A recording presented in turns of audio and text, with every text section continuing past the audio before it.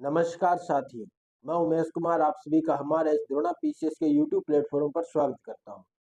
मैं आशा करता हूं आप सब ठीक होंगे, अच्छी तरह से तैयारी कर रहे होंगे, राजस्थान की इस भौगोलिक यात्रा का आनंद उठा रहे हो। हम बात कर रहे थे राजस्थान भूगोल के बारे में। हम राजस्थान जियोग्राफी को अलग लेवल से पढ़ना प्रारंभ कर चुके थे, जिसमें हमने अब तक की क्लास में देखा राजस्थान के खनिजों को हमने देख लिया था। आज हम एक नया टॉपिक शुरू करने वाले हैं जिसका नाम होगा राजस्थान के उद्योग। राजस्थान के उद्योग, यहाँ से क्वेश्चन हर बार पूछे जाते हैं, बार बार पूछे जाते हैं। कम से कम 2 क्वेश्चन इस टॉपिक से आते ही आते हैं। इसमें से क्वेश्चन पूछे जाएंगे इकोनॉमिक्स को मिलाकर के, आर्थिक सर्वे को मिलाकर के, स्टैटिक जीके में यहाँ से क्वेश्चन पूछे जाते हैं। तो कम से कम 2 क्वेश्चन यहाँ से हर बार पूछे जाते हैं, हर एग्जाम में पूछे ही जाते हैं। तो अभी जो पशु परिचर का जो एग्जाम होगा उसके अंदर भी इससे यहाँ से क्वेश्चन आने की भरपूर संभावनाएं हैं। तो अच्छी तरह से इस क्लास को देखना, तो आपका एक क्वेश्चन गलत नहीं होगा। आगे रीट का एग्जाम होगा, उसके अंदर भी इसमें से बहुत सारे क्वेश्चन आएंगे। वीडियो पटवारी में भी यहाँ से बहुत सारे क्वेश्चन आने वाले हैं। तो अच्छी तरह से क्लास को देखना, अंत तक क्लास को देखना, और यदि अच्छी लगे तो लाइक कर देना। तो शुरू करते हैं आज के सेशन को। आज का सेशन हम शुरू करेंगे राजस्थान के उद्योगों के साथ। राजस्थान के उद्योग,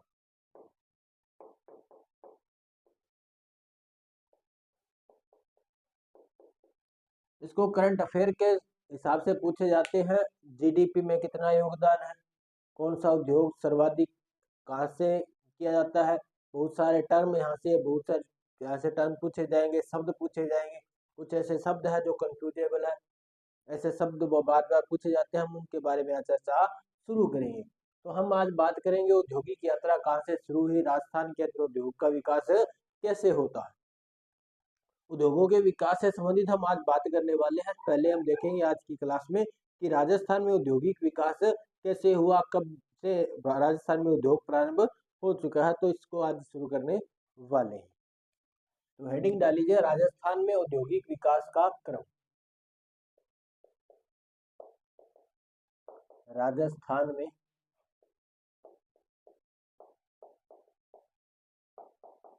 औद्योगिक विकास का क्रम।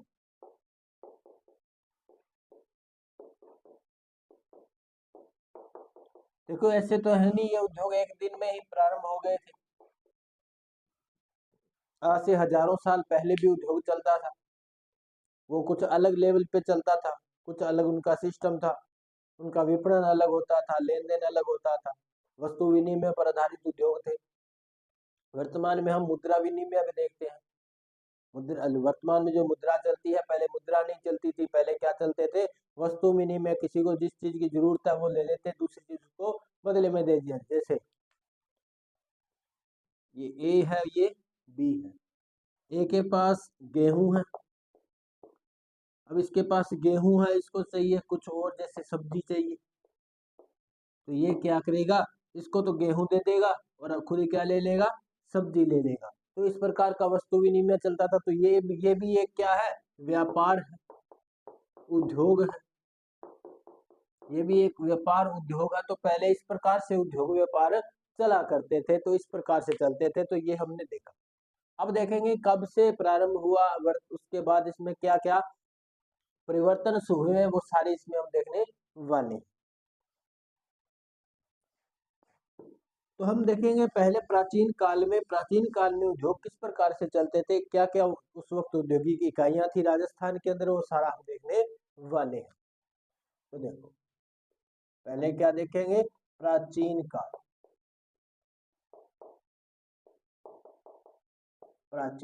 प्राचीन काल में किस प्रकार के उद्योग चला करते थे। तो देखो, जो प्राचीन काल की बात करें, यदि हम सभ्यताओं की बात करें, सभ्यता काल की बात करें, सिंधु घाटी सभ्यता की बात करें, कालीबंगा उस वक्त हमारे यहाँ पे था। कालीबंगा गणेश्वर सभ्यता यहाँ पे थी। उस वक्त क्या घटनाएं घटती थी। तो बात करें प्राचीन काल में, राजस्थान औद्योगिक दृष्टि से समृद्ध था। कैसा था, समृद्ध था। उस वक्त बहुत सारी यहाँ पे उद्योग चला करते थे। कैसे उद्योग चला करते थे वो देखते। देखो, इसमें लिखेंगे राजस्थान प्राचीन काल में, प्राचीन काल में औद्योगिक दृष्टि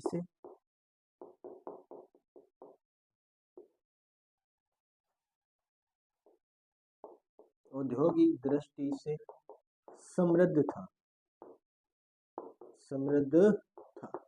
बहुत सारे उद्योग चला करते। प्राचीन काल में राजस्थान औद्योगिक दृष्टि से समृद्ध था। कैसे समृद्ध था? यदि बात करें सभ्यता काल की, सिंधु घाटी सभ्यता के शब्द की बात यदि हम करें, उस वक्त क्या होता था? कालीबंगा सभ्यता से किसका व्यापार किया जाता था? तो कृषि उत्पादों का। किसका? कृषि उत्पादों का। फिर बात करें गणेश्वर सभ्यता। अब देखो, गणेश्वर सभ्यता के पास में स्थान है खेतड़ी, जहां से वर्तमान में सबसे ज्यादा तांबा निकाला जाता है। वो जो तांबा था कब से निकाला जाता था? तो सभ्यता काल से भी निकाला जाता था। तो यहाँ से जो तांबा निकाला जाता था उसको गणेश्वर सभ्यता से बेचा जाता था। तो किस प्रकार का उद्योग चलता था? ताम्र, यहाँ पे ताम्र उद्योग चला करते थे। फिर बात करें, उस वक्त बहुत सारे लोह उद्योग भी चलते थे। तो लोहकालीन सभ्यताएं भी थी, या लोह युगीन सभ्यताएं। जैसे हम बात करें रेड की, रेन जो कहाँ पे है? टोंक में, जिसको राजस्थान का क्या कहते हैं? टाटा नगर कहते हैं। क्या कहते हैं इसको? राजस्थान का टाटा नगर कहते हैं। रेड सभ्यता थी, कहाँ पे थी? टोंक में। वहां से किसका खनन किया जाता था? लोहे का।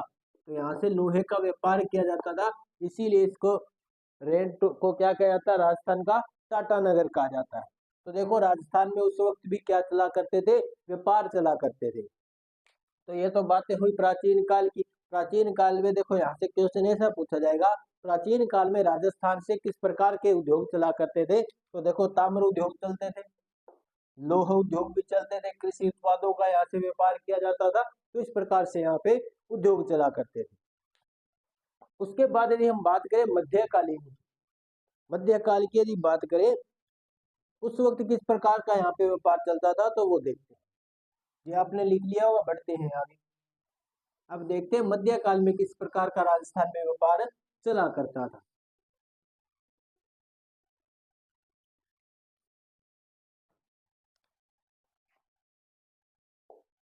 मध्यकाल।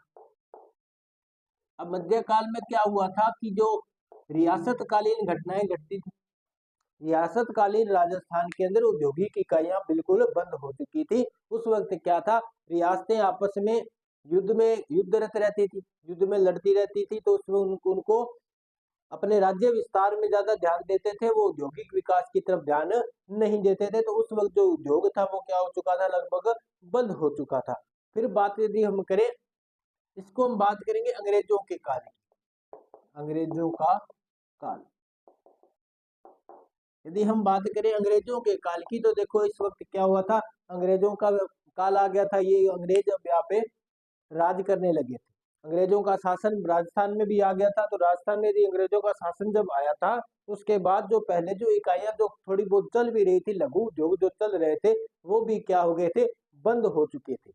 क्योंकि इन्होंने अपनी यहाँ से इन्होंने क्या करना प्रारंभ किया? भारत से अंग्रेजों का काम यही था कि भारत से कच्चा माल लेके जाएंगे। कच्चा माल अपने कहाँ पे लेके जाएंगे? इंग्लैंड में। यहाँ से कच्चा माल लेके गए इंग्लैंड, इंग्लैंड से अपनी मशीनों द्वारा उस माल को तैयार करके उत्पाद यहाँ पे लेके आते थे। उत्पाद वापस कहाँ पे बेचते थे? तो भारत में बेचते थे।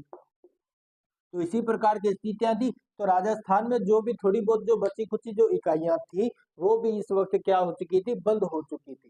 क्या हो चुकी थी? बंद। क्यों? क्योंकि इन्होंने देखा कि जो यदि राजस्थान के अंदर यदि हम माल को तैयार करेंगे, तो हमारे ब्रिटेन में या इंग्लैंड के अंदर औद्योगिक इकाइयां बिल्कुल बंद हो जाएंगी। तो इन्होंने क्या किया? यहाँ से सस्ते दामों में कच्चा माल लेना प्रारंभ कर दिया, और वहां पे जाकर उसको तैयार किया, प्रोसेसिंग करके वापस भारत में लेके आए। तो उसको लगभग 10 गुना रेट में यहाँ पे वापस बेचा करते थे। तो इस प्रकार अपना मुनाफा यहाँ से कमाने लगे। तो एक व्यापारिक कंपनी थी, बाद में यहाँ की शासन बन गई, प्रशासनिक कंपनी बन गई। तो इस प्रकार से इन्होंने अपना शासन भारत में चलाया था। तो देखो इस वक्त ऐसा था कि यदि राजस्थान में यदि औद्योगिक इकाइयां होती तो इनका काम नहीं चलता, पहली बात। और दूसरी बात, राजस्थान में हथकरघा चलते थे।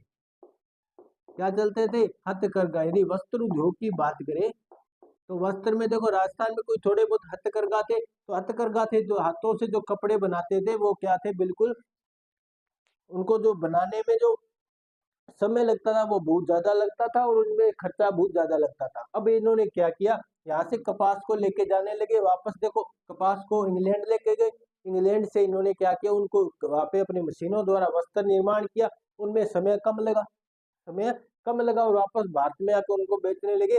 तो वो जो कपड़े थे उनकी क्वालिटी भी थोड़ी बढ़िया बनने लगी। तो इस पर और वो थोड़े सस्ते पड़ने लगे, सस्ते मिलने लगे। तो लोगों ने यहाँ से अंग्रेजों से माल खरीदना प्रारंभ कर दिया। तो राजस्थान के ये जो हथकरघा थे ये भी क्या हो गए, बंद हो गए। कुछ कुटीर उद्योग थे राजस्थान के अंदर, घरेलू स्तर पर जो कुटीर उद्योग चलते थे वो भी क्या होने लगे, बंद होने लगे। क्योंकि उनमें समय ज्यादा लगने लगा और वो थोड़े महंगे कॉस्टली पड़ते थे। तो वहां से जो इंग्लैंड से जो अंग्रेजों द्वारा माल लाया जाता था वो इन्हें सस्ता पड़ता था। तो इन्होंने क्या किया, अंग्रेजों ने इनकी जो ये जो इकाइयां थी ये भी क्या हो गई, बंद हो गई। तो इस प्रकार से राजस्थान के अंदर जो मध्यकाल की बात करें तो इकाइयां बहुत कम हो चुकी थी। जो औद्योगिक इकाइयां थोड़ी बहुत थी वो भी क्या होगी, बंद हो गई।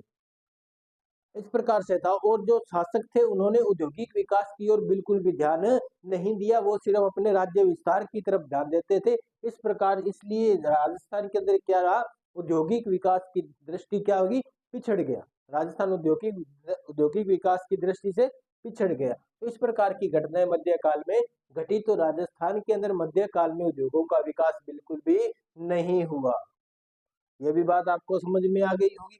अब देखो आगे की क्या घटना है वर्तमान में यदि बात करें। अब आगे थोड़ी बहुत क्या होगी, वापस औद्योगिक इकाइयां लगने लगी। भारत जब आजाद हुआ, आजादी के बाद ही ये सारी घटनाएं दोबारा प्रारंभ हुई कि राजस्थान के अंदर भी औद्योगिक इकाइयां लगने लगी, उद्योगों का विकास होने लगा। और इसके लिए अपने फैक्ट के आधार पर देखें, इसमें यदि हम फैक्ट देखें कि जब आजादी के वक्त, आजादी के समय राजस्थान के अंदर केवल 11 ही वृहद इकाइयां स्थित थी। आजादी के समय राजस्थान में केवल 11 वृहद इकाइयां स्थापित थी, उपस्थित या कार्यरत थी। तो देखो केवल 11 ही वृहद इकाइयां राजस्थान में उपस्थित थी, कार्यरत थी। उनके उसके बाद जो भी थोड़ी बहुत जो इकाइयां थी वो क्या हो गई थी, बंद हो गई थी। अंग्रेजों ने यहाँ पे नए उद्योग स्थापित नहीं करवाए, उद्योगों का विकास नहीं हुआ। जो रियासत कालीन जब राजस्थान था उस वक्त भी शासकों ने उद्योगों की तरफ ध्यान नहीं दिया। तो ये सारी घटनाएं उस वक्त की थी। अब हम देखेंगे राज्य में औद्योगिक विकास की नीतियां। क्योंकि जब राजस्थान अब आज भारत आजाद हो चुका है उसके बाद धीरे धीरे उद्योगों की तरफ ध्यान देना प्रारंभ किया। उसके बाद बहुत सी औद्योगिक नीतियां लाई गई जिसके तहत राजस्थान के उद्योगों का विकास हुआ।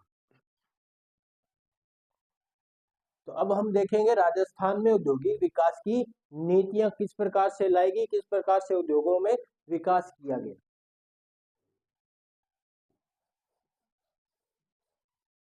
तो हेडिंग डाल लीजिएगा, राजस्थान में औद्योगिक विकास की नीतियां या औद्योगिक नीतियां। राज्य में औद्योगिक विकास की नीतियां।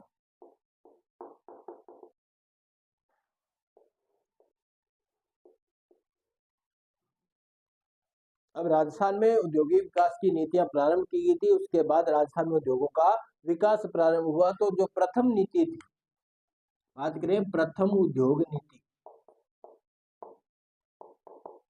प्रथम उद्योग नीति। बार बार क्वेश्चन पूछा जाता है, राजस्थान में प्रथम उद्योग नीति कब लागू की गई, या राजस्थान में औद्योगिक विकास की प्रथम नीति का कब शुभारंभ किया गया। तो इसका शुभारंभ किया गया था जून 1978 में। जून 1978 में राजस्थान में सबसे पहले औद्योगिक नीति लागू की गई। उस वक्त यदि बात करें राजस्थान के सीएम कौन थे, मुख्यमंत्री महोदय कौन थे, तो देखो तत्कालीन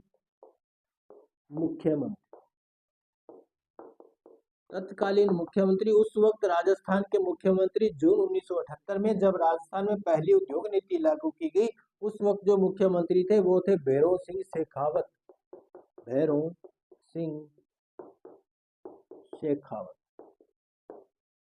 सिंह शेखावत के समय ही राजस्थान के अंदर पहली औद्योगिक नीति प्रारंभ की गई। इसमें क्या किया गया, इसमें बताया गया कि राजस्थान के अंदर जो कुटीर उद्योग है, लघु एवं कुटीर उद्योग, उनका क्या किया जाए, विकास किया जाए। तो इसमें क्या प्रावधान किया गया कि राज्य में लघु एवं कुटीर उद्योगों का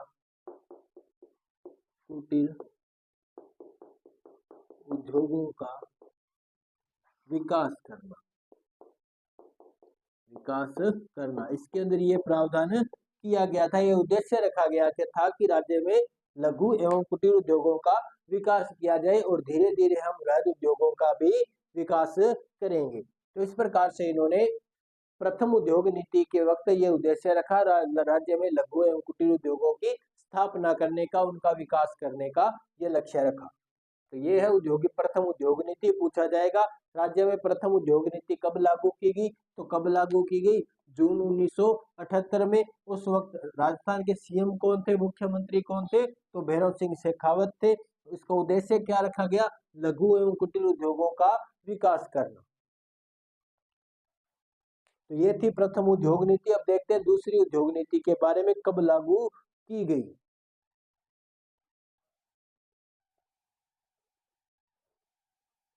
तो अब देखते हैं दूसरी उद्योग नीति। द्वितीय उद्योग नीति।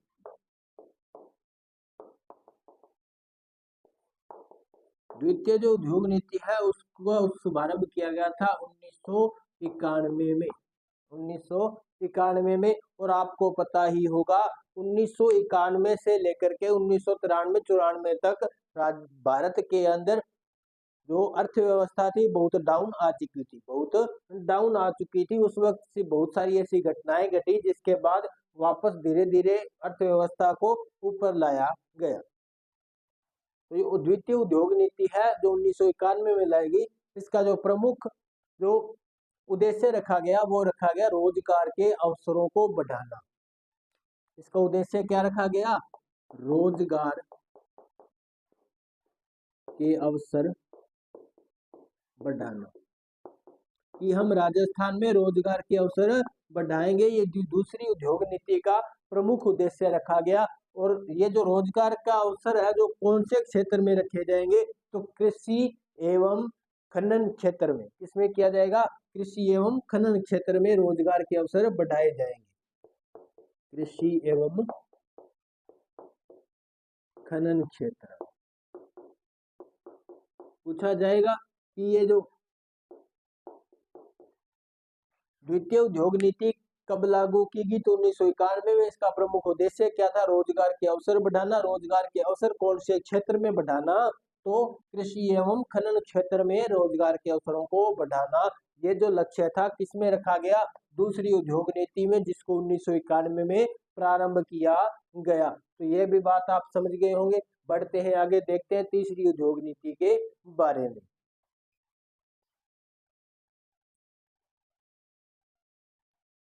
अब देखते हैं तीसरी उद्योग नीति।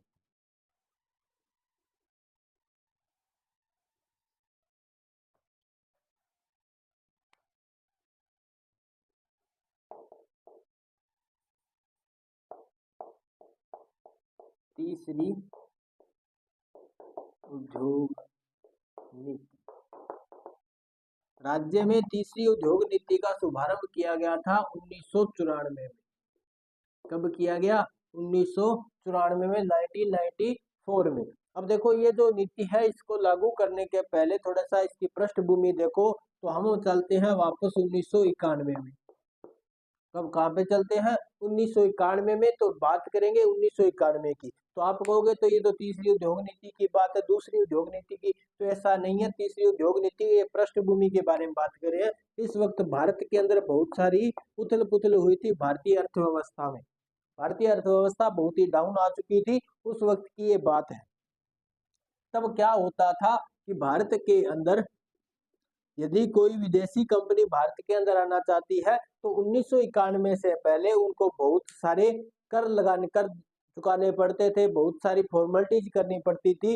इस कारण वो भारत के अंदर कोई भी उद्योग स्थापित नहीं करते थे, क्योंकि भारत में जो टैक्स का जो सिस्टम था वो बहुत ज्यादा था, उनको बहुत ज्यादा कर लगते थे, उनकी जो कस्टम ड्यूटी थी वो और जो फाइल चार्ज है वो बहुत ज्यादा लगते थे। इस कारण वो यहाँ पे किसी भी प्रकार का उद्योग बहुत कम, यानी कि वो इतने ज्यादा अट्रैक्टिव नहीं होते थे कि राजस्थान में चलते हैं और भारत में चलते हैं वहां पे उद्योग लगाते हैं।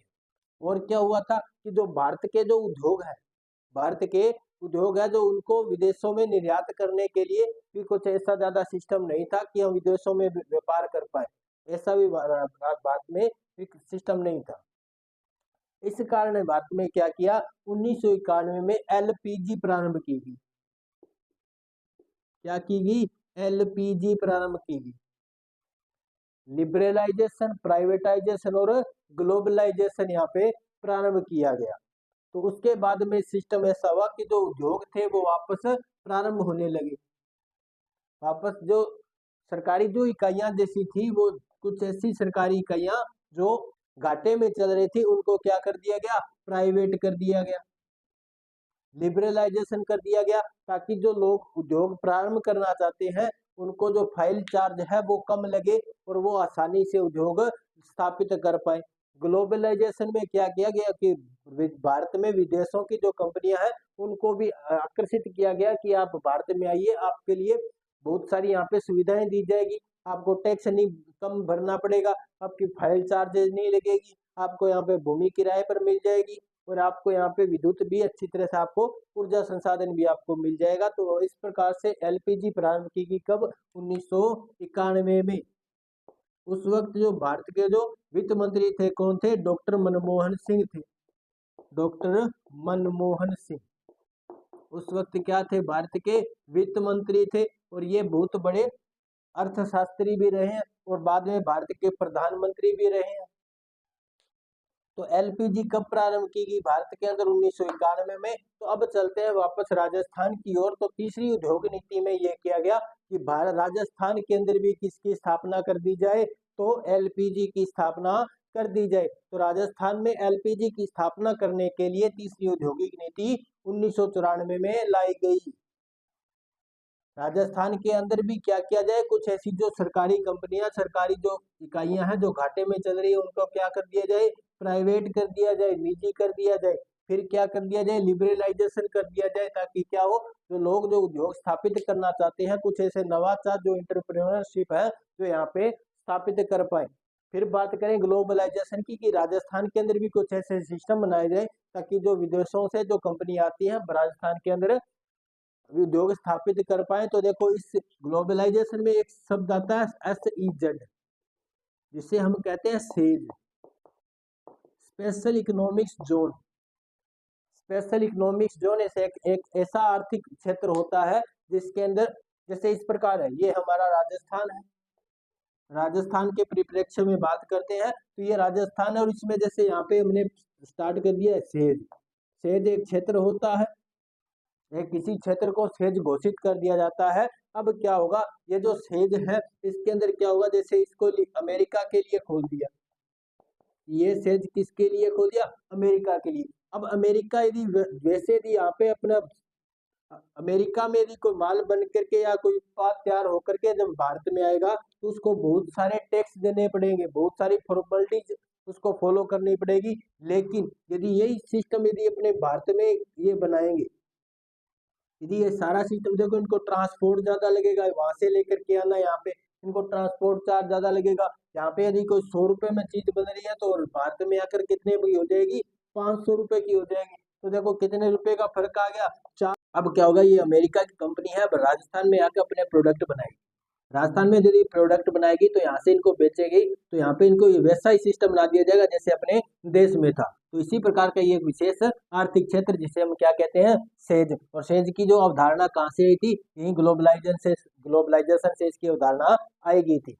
और उसके बाद राजस्थान में भी क्या किए गए, कुछ सेज की स्थापनाएं की गई। और राजस्थान के अंदर भी एलपीजी कब लाया गया, तो तीसरी औद्योगिक नीति में। इसका उद्देश्य क्या था, राजस्थान के अंदर औद्योगिक विकास करना और साथ में एलपीजी के राजस्थान में भी स्थापनाएं करनी। तो क्या होगी, तो राजस्थान में, राज्य में एलपीजी प्रारंभ करना।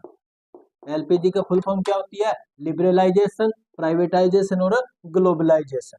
तो इस प्रकार की ये अवधारणाएं आई थी। तो यह है तीसरी औद्योगिक नीति। कब लागू की गई थी, 1994 में लागू की गई थी। राज्य में औद्योगिक विकास को और आगे बढ़ावा देना, उसके विशिष्ट ढांचे का निर्माण करना। तो इसमें क्या लिखेंगे, राज्य में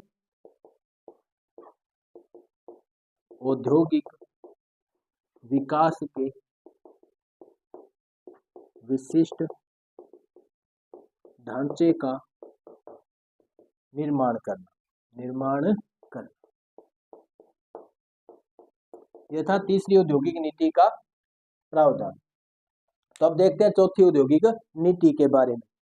उसके बाद एक और औद्योगिक नीति जिसके बारे में बात करने वाले हैं। तो ये आपने लिख लिया होगा, इसका स्क्रीनशॉट भी ले लिया होगा। बढ़ते हैं आगे,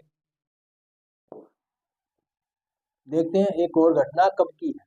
तो इसके बाद एक समय आया था 1908 का। कैसा समय आता है, 1908 का समय आता है। 1998 का।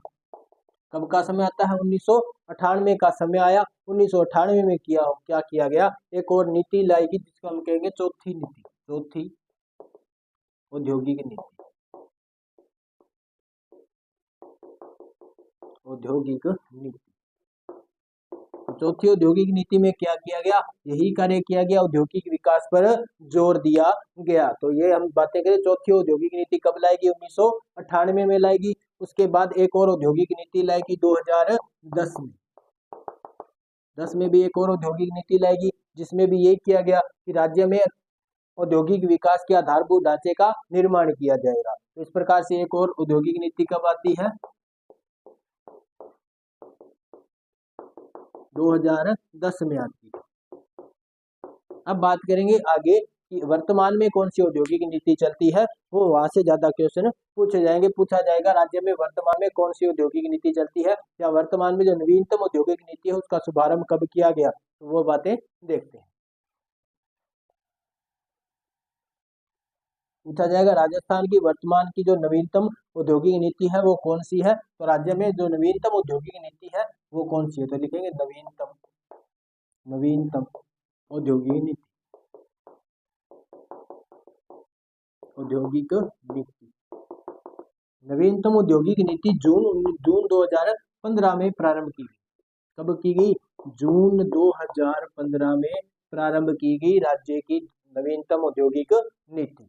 तो ये नवीनतम औद्योगिक इस नीति के इस वक्त पूछा जाएगा, इस वक्त मुख्यमंत्री कौन थे, तो तत्कालीन मुख्यमंत्री कौन थे, तो वसुंधरा राजे सिंधिया इस वक्त क्या थी, राज्य की मुख्यमंत्री थी। इसमें क्या किया गया, राजस्थान के अंदर एमएसएमई सेक्टर का विकास करना। इसका मुख्य उद्देश्य क्या था, राज्य में एमएसएमई सेक्टर का विकास करना। ये एमएसएमई क्या है, ये है micro small and medium enterprises, सूक्ष्म लघु एवं मध्यम उद्योग। MSME की फुल फॉर्म क्या है? Micro small and medium enterprises, सूक्ष्म लघु एवं मध्यम उद्योग। तो इनकी स्थापना करना इस नवीनतम औद्योगिक नीति का मुख्य उद्देश्य रहा है। तो ये बातें हमने किसके बारे में की? नवीनतम औद्योगिक नीति, जो कब लागू की गई? जून 2015 में इसको लागू किया गया। ये थी औद्योगिक नीतियां। अब कुछ ऐसे जो तथ्य हैं जो बार बार एग्जाम में पूछे जाते हैं, वन वन लाइनर तथ्य है जो जहाँ से बार बार क्वेश्चन पूछे जाते हैं, वो भी देखते हैं।